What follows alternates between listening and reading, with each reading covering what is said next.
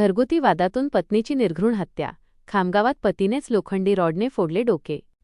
बुलढाणा जिल्ह्यातील खामगाव येथील railway gate परिसरात पतीने आपल्या पत्नीची लोखंडी रॉडने डोक्यात वार करून निर्घृण हत्या केल्याची धक्कादायक घटना आज सकाळी उघडकीस आली आहे. या घटनेमुळे संपूर्ण परिसरात मोठी खळबळ उडाली असून पोलिसांनी आरोपी पतीला तातडीने बेड्या ठोकल्या आहेत. मिळालेल्या माहितीनुसार खामगाव शहरातील रेल्वे गेट परिसरातील झोपडपट्टीत राहणारा आरोपी प्रकाश रूपलाल सोळंके वय 25 आणि त्याची पत्नी सविता प्रकाश सोळंके वय 22 यांच्यात गुरुवारी मे 14च्या रात्री 11:30 वाजेच्या सुमारास जोरदार वाद झाला.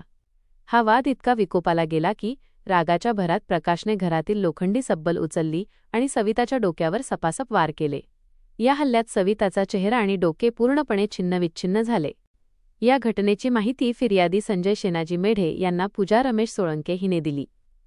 संजय मेढे तातडीने आरोपीच्या घरी धावले असता सविता रक्ताच्या थारोळ्यात मृतावस्थेत पडलेली दिसली. आरोपी प्रकाश सोळंके हा हातात रक्ताने माखलेली सब्बल घेऊन तिथेच उभा होता.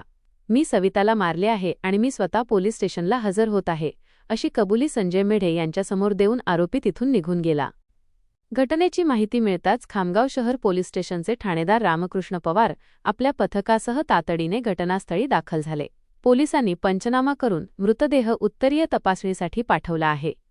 या प्रकरणी संजय मेढे यांच्या फिर्यादीवरून खामगाव शहर पोलिसांनी आरोपी प्रकाश सोळंकेविरुद्ध भारतीय न्याय संहिता BNS कलम 103(1) अन्वये गुन्हा अपराध क्रमांक 267/2026 दाखल केला आहे. या प्रकरणाचा पुढील तपास ठाणेदार रामकृष्ण पवार यांच्या मार्गदर्शनाखाली सहाय्यक पोलीस निरीक्षक विकास पाटील करत आहेत. ऐन मध्यरात्री घडलेल्या या थरारामुळे परिसरात दहशतीचे वातावरण पसरले असून अवघ्या 22 वर्षांच्या विवाहितेचा असा अंत झाल्याने हळहळ व्यक्त केली जात आहे.